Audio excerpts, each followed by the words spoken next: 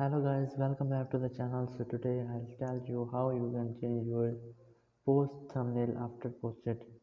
So for this purpose, just click on the profile icon and then I want to change my Reels thumbnail. Just click on it and then open it in Reels. Click on this three button and then click on manage. Click on edit. And here you have a edit button on your thumbnail. You can change it from this or you can add it from your camera roll. So I am adding it from my camera roll and now I want to add this picture to my thumbnail. Then click on done,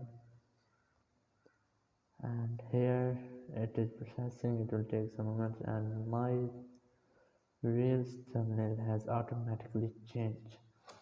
I have successfully changed it. Thank you very much for watching the video. Until next video, bye bye.